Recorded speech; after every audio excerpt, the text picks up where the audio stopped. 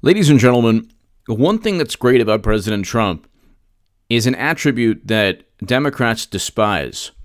They have such contempt for anyone who fights back. They like the Bernie Sanders type politician. They like the person they can kind of walk all over and manipulate, and a person who will cower to media, cower to political pressure. They cheated Bernie Sanders. Bernie at that point could have fought back. He chose not to. And he chose to actually foment the same ridiculous, absurd myth that said Russia interfered in the election with Facebook ads that nobody saw, and by infiltrating the DNC to inform the public that he was cheated, while at the same time outspending Trump 2-1 and gaining 3 million more votes. The narratives are completely contradictory, but let's listen to this. FBI's Christopher Steele fake story falls apart. False intel and media contacts were flagged before FISA John Solomon. So the really interesting thing is that when people were covering their backside, and this was John Solomon is at the forefront of all of this from a journalistic perspective. You have John Solomon and Tom Fitton, and you have a number of other people who are just fantastic. But John Solomon has written about this, and he not only has written about this, but he broke the story that Bruce Orr and others within the Justice Department during President Obama's administration actually notified the FBI and said, hey, you know what? The dossier, the compilation of nonsense, that nothing was verified. They said, well, Carter Page met with this person. Doesn't matter. The dossier says that it was under the pretext of this grandiose scheme coordinated by Russian intelligence officers and Trump's campaign. It would be the equivalent of you going to dinner with a woman, and that woman happened to be your grandmother, but somebody wrote a dossier and said that you were cheating on your wife. So little tidbits of information that possibly could have happened, or that like one thing happened, it actually is not what the Steele Dossier states. The Steele Dossier states that Carter Page and Manafort and everyone, Papadopoulos and Michael Cohen and Flynn, and Manafort were all part of this grandiose effort to conspire alongside Russian intelligence officers. That never happened. Carter Page's contacts, even if one was a person written about in the Steele Dossier, had nothing to do with any nefarious or illegal activity. That's why he was never charged with a crime. If anything within the Steele Dossier were true, all of these people would have been indicted under the 18371 statute. That's the statute that eventually Comey, Strzok, McCabe, Clapper, Brennan, all of them or some of them will be indicted on. Eventually, because they committed crimes. Why? Just so Madam Cyberhack could level the playing field for her 2020 run, because she's going to become the DNC, the Democratic Party's nominee. I'm not even just gonna stop there. She's going to become the Democratic Party's nominee. They do not have a political party. It's an extension of two people. That's right, it's my extension. But anyway, this is President Trump. He fights back, and they started an investigation only to frame and set him up. This is Rudy Giuliani. This is interesting. Mueller justify FARA investigations? You and I both know that that's usually fill out the form, fine, see you later, or loan applications or taxi medallions, all of which and taxes from, a decade gone by, and ignore Steele's dirty dossier that the other candidate paid for with Russian lies that was used to spy on a campaign. He was a hitman. He didn't care for the. He wouldn't have hired Weissman if he cared about the truth, would he? He wouldn't have hired Jeannie Ray, the counsel to Clinton's the Clinton Foundation. So they're taking off the gloves now. They're sounding exactly like me. This is exactly, reality is that this was a plot from the very beginning to frame Trump. President Trump just tweeted that. This is what I've been saying for a long, long time. Now there have been people, Joe DeGeneva, Victoria Tenzing, Dan Bongino, Paul Sperry, Sarah Carter, Kimberly Strassel, Catherine Herridge is amazing. A black conservative patriot is awesome. You have John Solomon, you have Tom Fitton, and there are a couple other people who are just at the forefront of all of this. And if you watch this channel, ladies and gentlemen, I've been saying the same things, and now President Trump is taking off the gloves. You notice when before they're like, well, we can't say anything bad about Mueller. I was always saying Mueller was part of an overt attempt at framing President Trump. But let's listen to this. Put you in jail and I'll be right next to you because these people don't have ethics. I wouldn't hire people like that. They wouldn't see the inside of my U.S. Attorney's office. I'd have kicked them out. I mean, when he did that, I said to myself, what the heck is wrong with him? Well, then I figured out what's wrong with him. He's basically asleep. And the reality is that this was a plot from the very beginning to frame Trump. That's what you're going to find out. It's rather complex. It has a whole counterintelligence spin to it. And it's going to get worse and worse and worse. And why is this the first time somebody sat down with Steele for 15 hours? This was a plot to frame and set up Trump. Rudy Giuliani is saying it. President Trump is tweeting it. I have been saying it nonstop. I have been writing about this in the Federalist. And you can read my last article that was shared by Rush Limbaugh 2 days in a row on his show. And there's an article prior to that one that talks about James Clapper knowing, I explained that James Clapper had no evidence even before the Mueller probe. And then there's an article prior to that one in the Federalist, just look at my author page, that talks about the 18 U.S. Code, the 371 statute. That's the statute that they should be charged under. Comey, Strzok, McCabe, Clapper, Brennan, all of them. They conspired to defraud the United States government. They utilized government agencies against President Trump. They framed him. They set him up. They framed him. It's obvious. They framed him, and all the quote-unquote evidence is linked to Clinton in some way or another, either through funding from Clinton or people who knew Clinton. The Golden Muumuu, Madam Cyberhack, has her tentacles everywhere. Lord knows where Bubba Bill's tentacles have been. I don't even want to go there. I don't even want to go there. Let's just say my tentacles been everywhere. You don't want to go there. It's late at night right now. You don't want to even think about that. I don't even want to explain to you where my tentacles have been. I just want to let you know that I've had a good time my whole life. Anyway, the point is, let's continue. Comey never did it. It was unverified. Hey, you're the director of the FBI. You're supposed to verify, jerk. You're supposed to verify. Don't tell me. Did you see what he said? Now that when Rudy Giuliani is insulting Comey, oh my God, the gloves are off.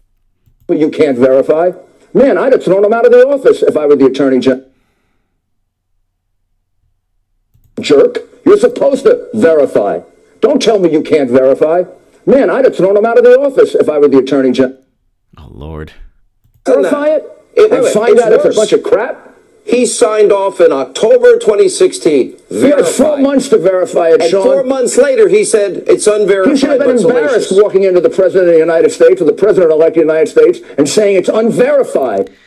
Not only that, I mean, they're referring to when Comey basically blackmailed President Trump, saying, hey, we have this. I mean, imagine you're at work and the manager comes in and your boss is there, middle manager, and then your boss, the main boss, is there.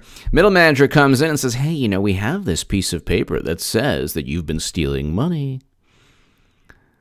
We don't know if it's true or not, but we just want to let you know we're investigating. And the sad thing is you have really intelligent people.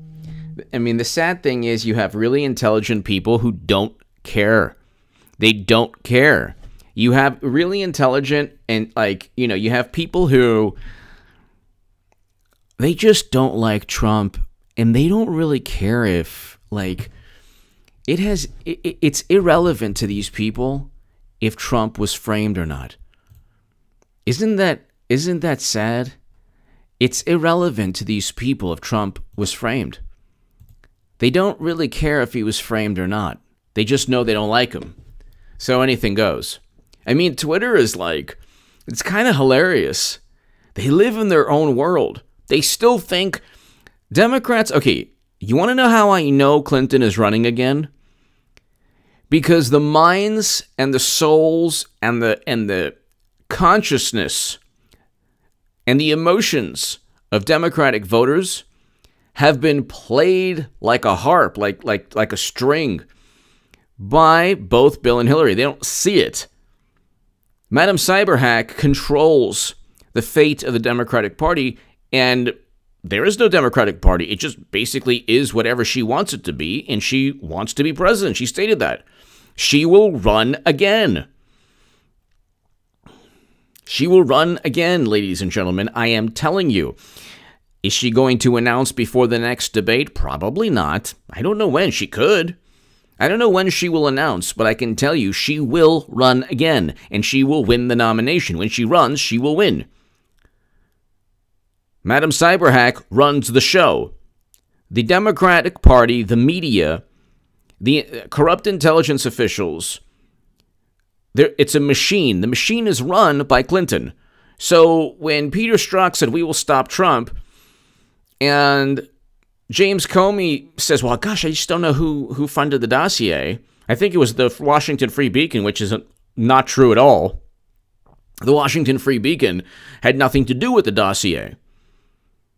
Just because they worked with Fusion GPS has nothing to do. They stopped working with Fusion GPS before the dossier was outsourced. They had absolutely nothing to do with the dossier. They've made that very clear.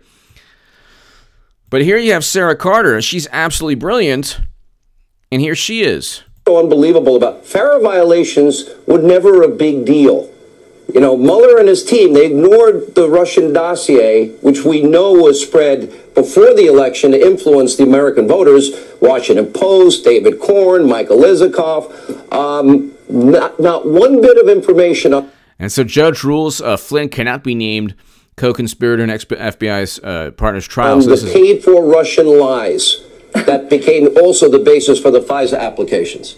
That's so true, Sean. And this is what's so important about what Sidney Powell put in her brief, which, by the way, was unsealed by the judge in the Eastern District of Virginia just today. What's important about it is that we learn so much more about how they were targeting Michael Flynn from the very beginning. We learned that David Loffman, who was the head of the National Security Division of the Department of Justice, himself forced Flynn to sign the FARA.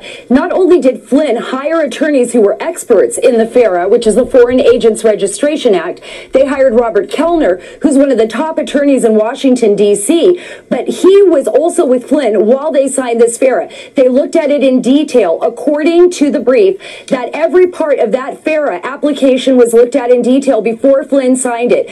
Flynn signed off on the FARA, everything was fine. And now, even though they have been calling him a cooperating witness the entire time that they've been dealing with Bijan Rafikian, which was his former business partner, they called Flynn a cooperating witness. Now they want to call him a co-conspirator, just because, as you said, he decided and said, "I can't lie. When I signed this FARA, I believed everything was absolutely credible. Everything was we want you to do. You're now a co-conspirator in the case." And I think this is really significant because it plays into what's been happening from the very beginning with Robert Mueller's. So they just, what they're doing right now, especially to Michael Flynn, and I mean, President Trump made a huge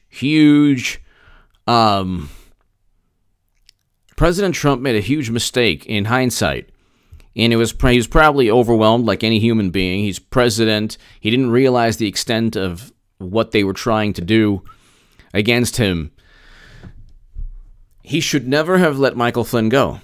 He should have always demanded what the evidence was regarding everything initially. Once he with people, if they try to like blackmail you or, you know, try to threaten you in some way, if you give in, you've actually lost. If you give in to what they perceive as leverage, they'll never stop. That's why, like, you know, if someone says, oh, I have this video of you, like if someone had a video of me, you know, with, you know, like I always say, is that, you know, with farm animals or, you know, with a Clinton campaign farm animal or whatever. I'm joking, but the point is, I'd be like, I don't care. Go ahead. I don't really care. Do whatever you want. I wouldn't give in to any attempt at extortion. When you give in, you allow your tormentor, even, and I mean, you learn this when you get older. You just allow, you give in to people who threaten you. You give in to people who try to extort you.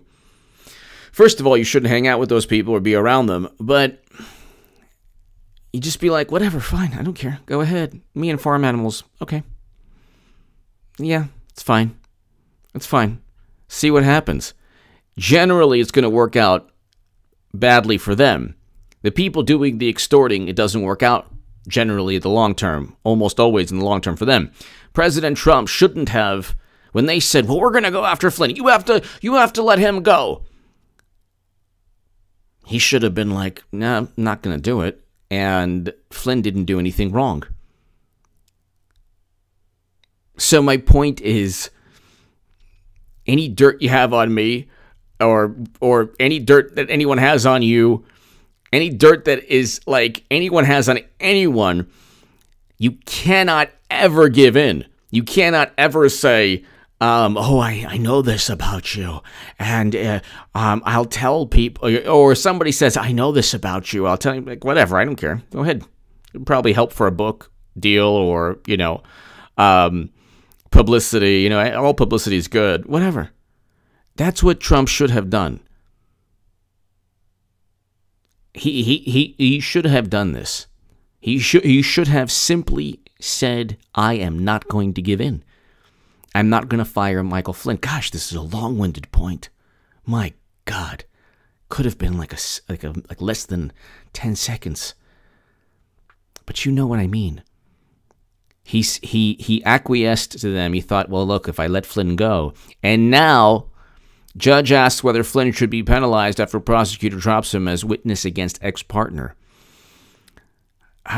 Federal judge overseeing the still pending sentencing of former National Security Advisor Michael Flynn has set a Wednesday afternoon deadline for the government to explain whether new developments in a related case should result in prison time for Flynn. So they're trying to, I mean, D.C. District Court Judge Emmett Sullivan ordered Flynn's lawyers in turn to file a response to the government. The court will not extend these filings. The order comes shortly after prosecutors revealed they won't call Flynn to testify at the upcoming trial of his one-time business partner and now consider him to be an unindicted co-conspirator. What? So it's like they didn't have any usefulness for him, so now any, you know, benefit they had from working with him. But this all started from Trump firing Flynn. He should never have done that. Ever have done that. He should never, ever have done that. Anyway.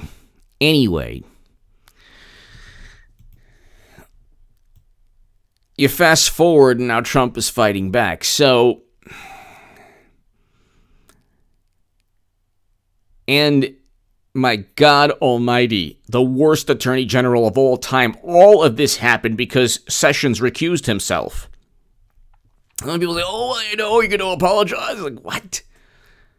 Sessions allowed all of this to take place, gave Rosenstein full authority, gave Mueller 2 years to investigate. They found nothing. Now they're looking at the Steele Dossier. Now they're finding all of this information regarding how the Steele Dossier was not just not verified, how it should never have been used to deceive FISA judges. And as they're finding this information out, the government is trying to still harm Michael Flynn, who's an honorable man. So it's just, I guess in my long-winded way, you can go back in time, and obviously no one's perfect, but he should never have given in. He should never have fired Michael Flynn. He should have forced, because had he not done that, Flynn would never have met with McCabe. Or I should say, had he not acquiesced, even if he had met with McCabe, if he was still there as FBI, as national security advisor, he would have had leverage over the FBI. And they couldn't have fabricated, oh yeah, he lied, because then the White House would have said, okay, well, what evidence do you have that he did anything wrong? Why were you meeting him? Why didn't you allow him to have counsel? Anyway, it's crazy what's happening to Michael Flynn. And it's just crazy.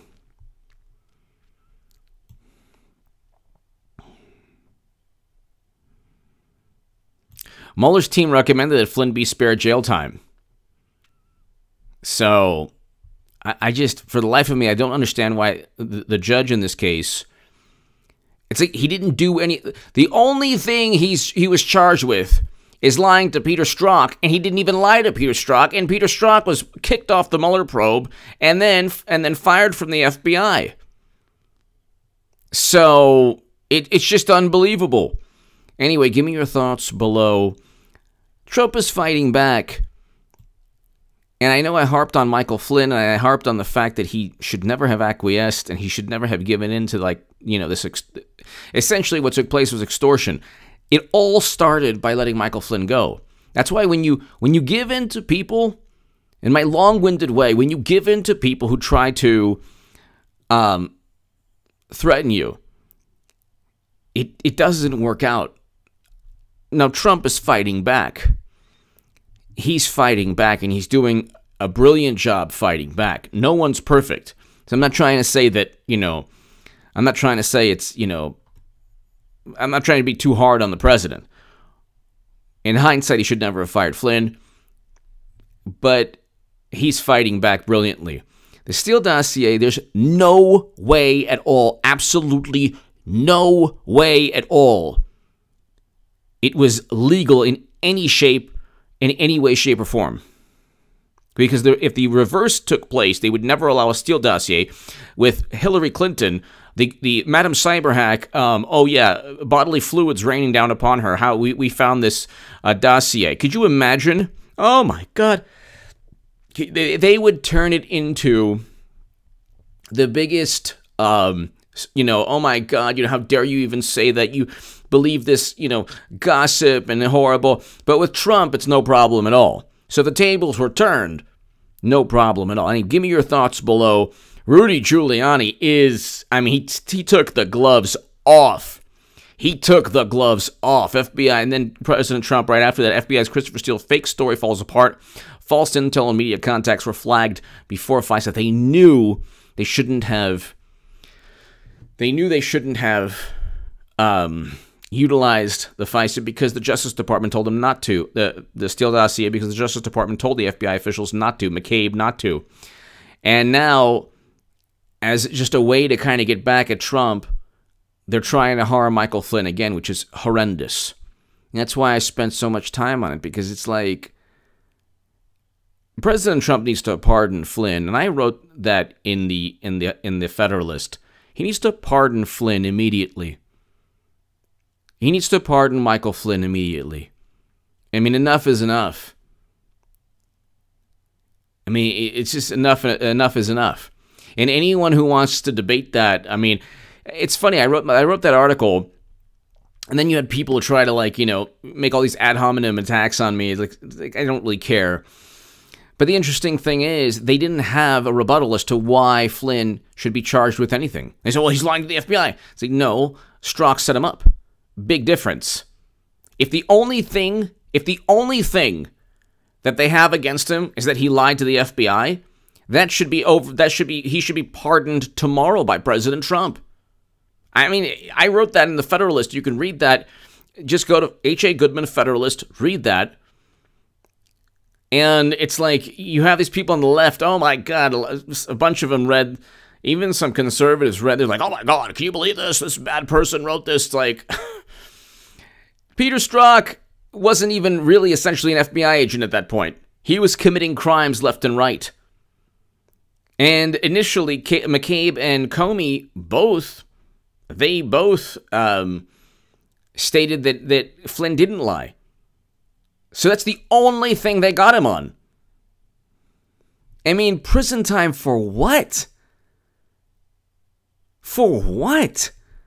Yeah, I get it. You can't lie to the FBI. Unfortunately, this was a grandiose plot to set up and frame Trump. So, yeah, in this case, it's a little bit different. And like I said, Strzok was fired and he was kicked off the Mueller probe. So if there was no bias, why did Mueller kick him off his own probe? Give me your thoughts below. Read my article in the Federalist that talks about why Michael Flynn should be pardoned. Thank you so very, very much. Oh, and check out my Jerusalem Post article below and my Federalist article that was shared by Rush Limbaugh below in the pinned comment. Thank you.